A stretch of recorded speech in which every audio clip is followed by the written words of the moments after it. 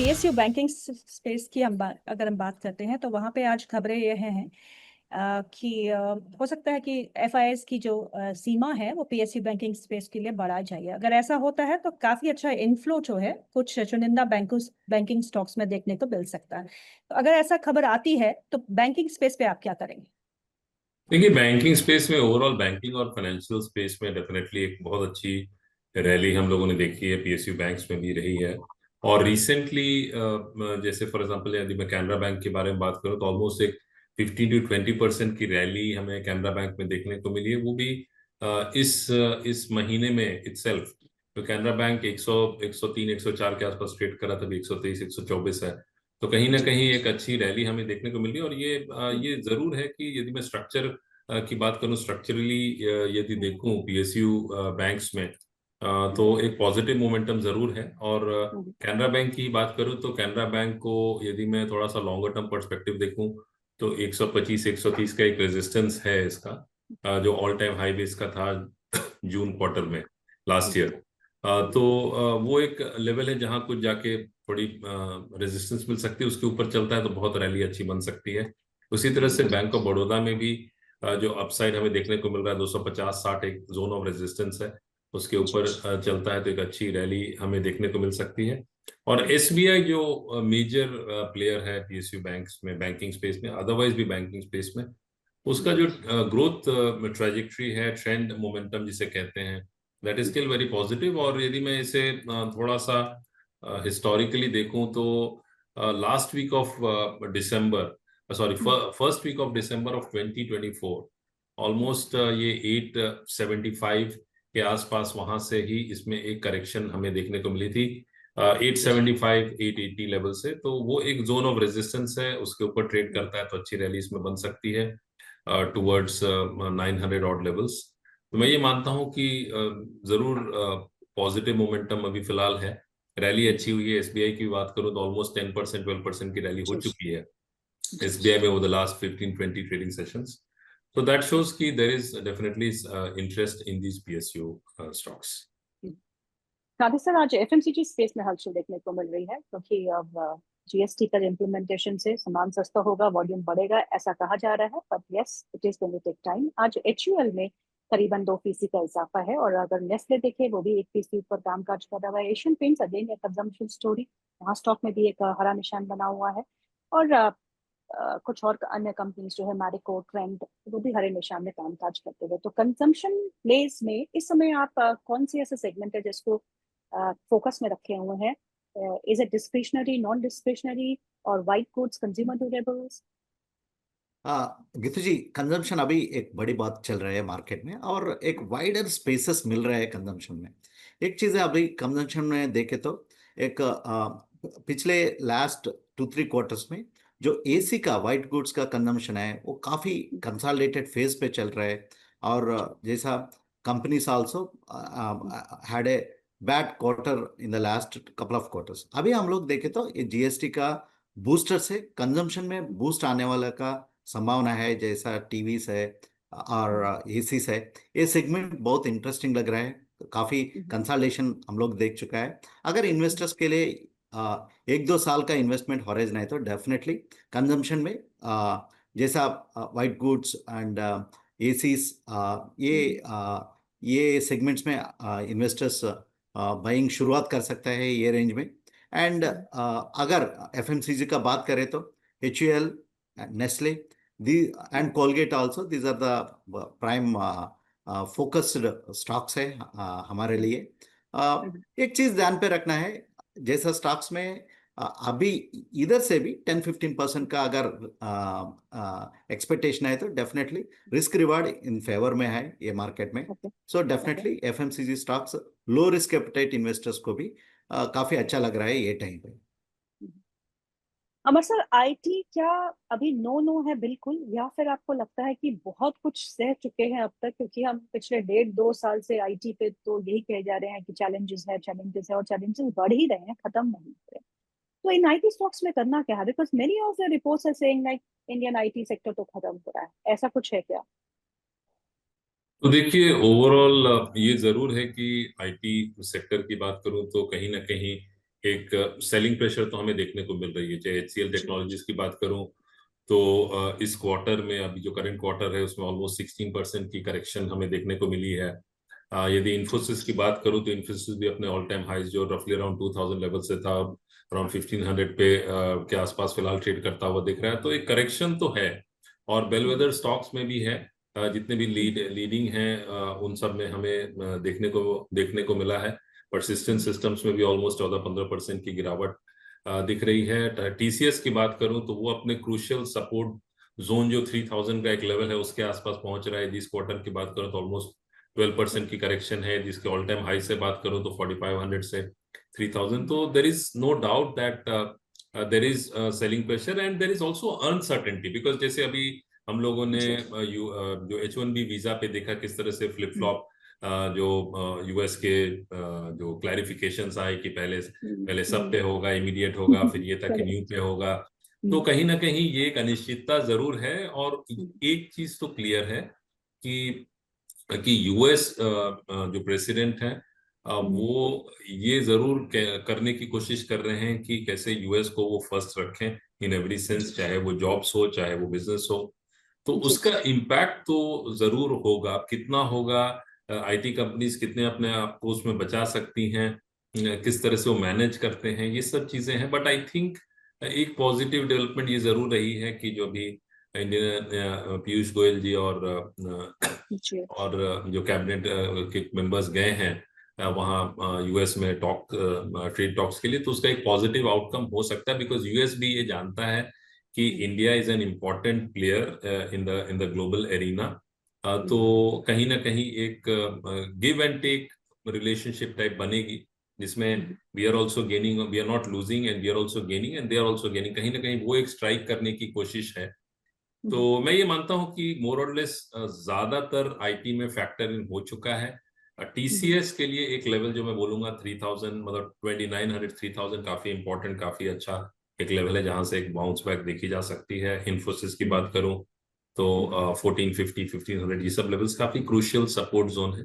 यदि कुछ major negative trigger नहीं आता है तो हो सकता है कि हमें IT में कंसोलिडेशन देखने को मिले, और जो worst could be over for the IT sector.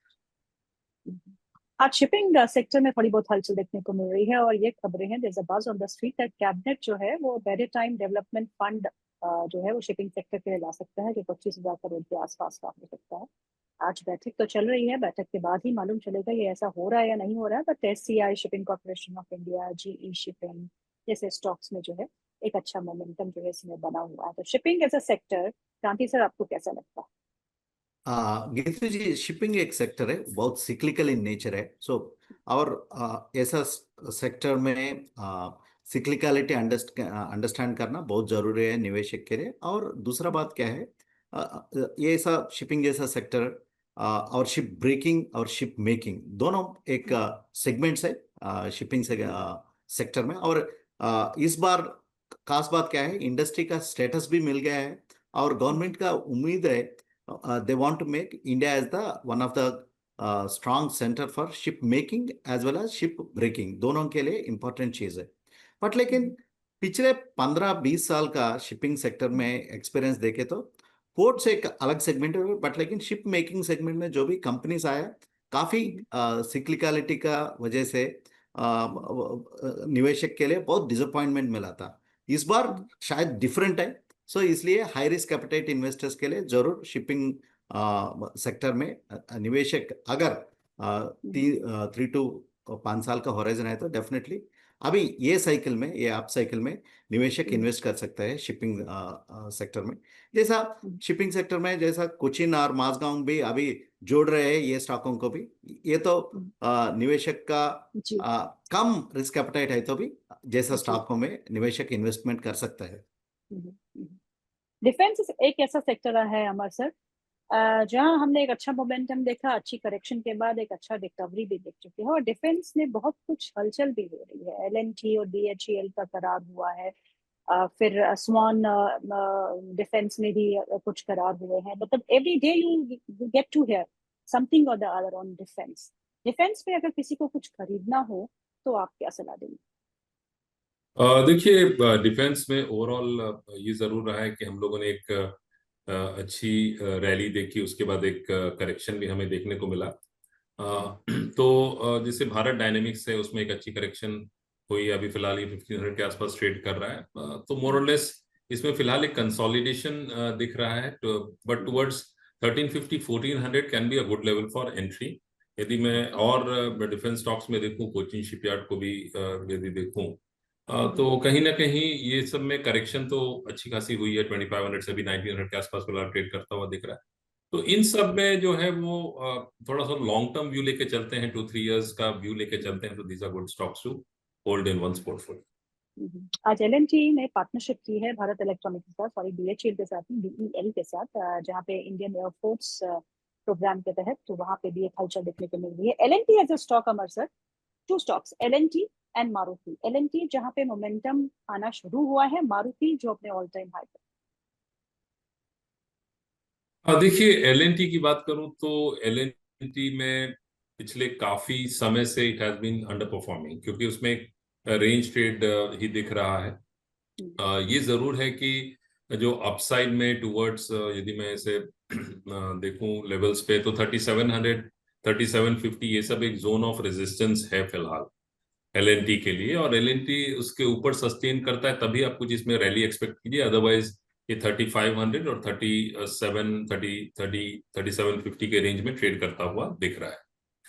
Maruti की बात करूं तो देखिए, मारुति एक अलग ट्रेजेक्ट्री में ही चल रहा है, बिकॉज एक कंसोलिडेशन के बाद एक अच्छी रैली दिखी। यदि मैं इस क्वार्टर की बात करूं तो इस क्वार्टर में ही Maruti is up almost 30%, so which is phenomenal. इतना लार्ज कैप स्टॉक में ऐसी रैली बहुत रेयर ही देखने को मिलती है। और यदि मैं वीक ऑन वीक भी देखूं तो it has been making higher highs every week. तो clearly Maruti is in a very strong up trend. यदि मैं टेक्निकली भी देखूं तो जो लॉन्ग टर्म पैरामीटर्स हैं, दे आर क्वाइट स्ट्रॉन्ग। ये जरूर है कि किस लेवल पे एंट्री करनी चाहिए, दैट्स अ की क्वेश्चन। तो इसमें जो सपोर्ट लेवल आएगा समवेयर अराउंड 15,600 15,500 का एक सपोर्ट है।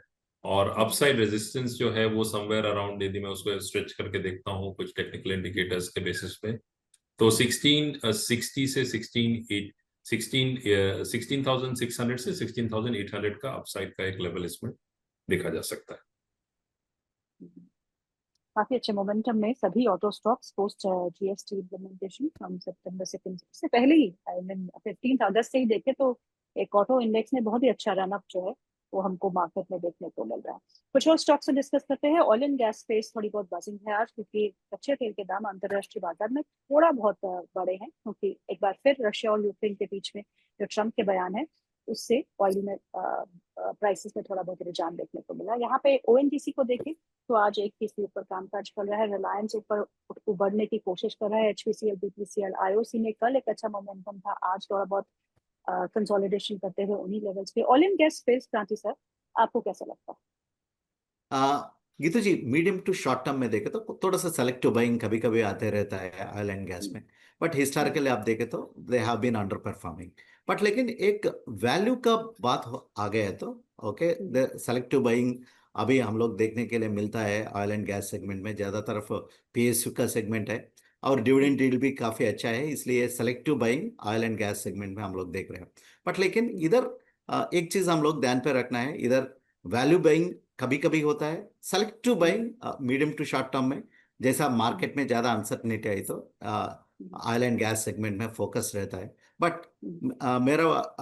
मेरा कहना है ये ऐसा मार्केट कंडीशन में oil and gas can be avoided. There are much better performing, outperforming sectors काफ़ी अवेलेबल है अभी। सो वैसा सनराइज सेक्टर्स में अभी निवेशक जा सकता है। अगर इन्वेस्टर का रिस्क एपेटाइट कम है and he is happy with 10 से 12% return, CAGR return with good dividend, ONGC जैसा स्टॉकों को चुन सकता है। हमारे साथ मिंडा कॉप के स्टॉक को देखिएगा, आज खबर आई है, बिजनेस अपडेट काफी अच्छा उन्होंने दिया है, उसके बाद जो है स्टॉक जो है करीब 9% ऊपर इस समय कामकाज करते हुए। Minda corp on charts. हाँ, देखिए, मिंडा कॉप में भी एक कंसोलिडेशन ही चल रहा है। हालांकि ये जरूर है कि इस मंथ सितंबर में the stock is up almost 16.5%। तो एक रैली तो अच्छी अच्छी इसमें देखी जा रही है।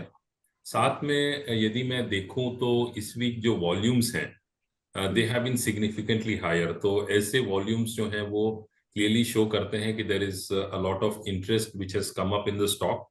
और स्टॉक जो है वो फिलहाल 600 580 600 का एक जोन ऑफ रेजिस्टेंस है, उसके ऊपर सस्टेन करता है तो you can expect an 8 to 10% rally in the stock. और इसका यदि मैं थोड़ा सा हिस्टोरिकली देखूं तो इसने एक 652 का हाई बनाया था सितंबर क्वार्टर ऑफ 24, या फिर प्रिसाइसली इन अगस्त 24 में इसने एक 652 का हाई बनाया। तो 600 580 600 के ऊपर सस्टेन करता है तो इसमें 8 to 10% की रैली अपसाइड बन सकती है।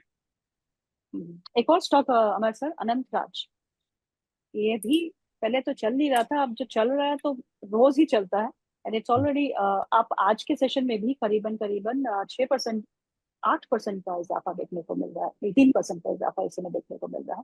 अनंत राज ऑन चार्ट्स, आप प्रॉफिट बुकिंग कर लेनी चाहिए या फिर निवेशित ही रहने चाहिए? तो देखिए अनंत राज जो है स्टॉक काफी वोलेटाइल स्टॉक इसे मैं देखता हूँ, क्योंकि जो स्टॉक है जनवरी 25 में ऑलमोस्ट 950 लेवल्स पे था, वहां से ये करेक्ट होके 376 का इसने एक लो बनाया और फिर वहां से अभी एक रैली देखने को मिल रही है। तो इस महीने सितंबर में the stock is up by almost 33%। यदि मैं वीकली चार्ट्स पे देखूं तो काफी हेवी क्वांटिटी की बाइंग इसमें हुई है लास्ट 2 वीक्स में। तो क्लियरली वो सजेस्ट करता है कि there is renewed interest in the stock. और एक जो लेवल था 620 630 का एक जोन ऑफ रेजिस्टेंस था, उसके ऊपर फिलहाल ट्रेड करता होता है। इस लेवल पे मैं फ्रेश एंट्री तो रेकमेंड नहीं करूंगा। हाँ, जिनके पास है एटलीस्ट 50% प्रॉफिट तो जरूर बुक करें। क्रांति सर, आपने कहा कि कुछ सनराइज सेक्टर्स हैं जहां पे आपकी नजर है इस समय, तो कौन सा ऐसा सेक्टर आप सुझाएंगे जहां लगता है आपको कि काफी अच्छा मोमेंटम और रिटर्न्स लॉन्ग टर्म में मिल पाएंगे? ऐसा अभी मार्केट में देखे तो एरोस्पेस एक इम्पोर्टेंट सनराइज सेक्टर है। सो काफी अपॉर्चुनिटीज है and companies also at a very scratching stage. And अगर लॉन्ग टर्म का ग्रोथ से बात करें तो वैल्यूएशंस भी अट्रैक्टिव लग रहा है। अगर हम लोग डिस्कस किया स्टॉक जैसा अनंत राज, एक डाटा सेंटर का एक नया थीम है, नया सेक्टर है, अभी बन रहा है। और गवर्नमेंट भी 20 इयर्स का टैक्स हॉलिडे जो डिसीजन दिया है, इसलिए अनंत राज में हम लोग काफी मोमेंटम देख चुका है पिछले 15 दिन में। सो जैसा नया सेगमेंट्स है, नया पॉकेट्स है, इस पे थोड़ा सा एग्जीक्यूशनल रिस्क्स भी काफी ज्यादा है, बट लेकिन there are some quality players who have the vision and motive in terms of the execution of the businesses। ऐसा स्टॉकों में निवेशक इन्वेस्ट करे तो जैसे हम लोग डिफेंस में पिछले 5 साल में देखे तो 10-15 साल पहला डिफेंस सेक्टर ही नहीं है इंडिया में। अभी हम लोग डिफेंस सेक्टर फोकस्ड फंड्स भी आ गया है।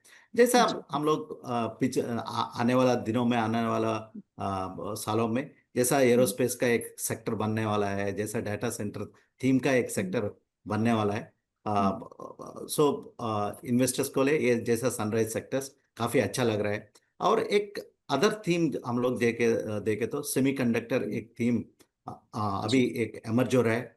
इधर भी एग्जीक्यूशन चैलेंजेस है, बट लेकिन जो निवेशक का पास हाई रिस्क एपेटाइट है, जैसा थीमों में जरूर निवेशक देख सकता है। Aerospace, data centre and semiconductor, ऐसा स्पेसों में निवेशक जरूर ध्यान देना पड़ता है ये मार्केट कंडीशंस में। अमर सर, आपके अभी चुनिंदा स्टॉक कौन सा है? Any stocks that you like on charts?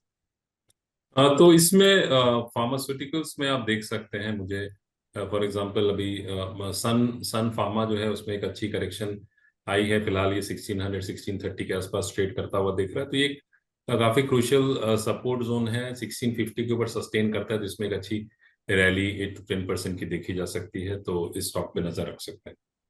Amar sir, बहुत बहुत शुक्रिया इस प्रोग्राम में शामिल होने के लिए। क्रांति सर, आपका भी बहुत बहुत शुक्रिया। Thank you so much for time and I am very sorry for the inconvenience caused. It's okay. That's okay. Thank you. Technology is something we can't do. Yes. It can give up any time. Thank you so much for your time. Thank you. Thank you.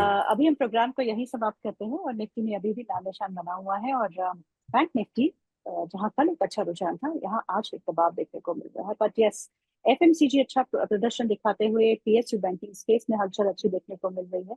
Mid cap और small cap index में भी लाल निशान इसके लिए बना हुआ है। तो अभी कार्यक्रम को यही समाप्त करते हैं।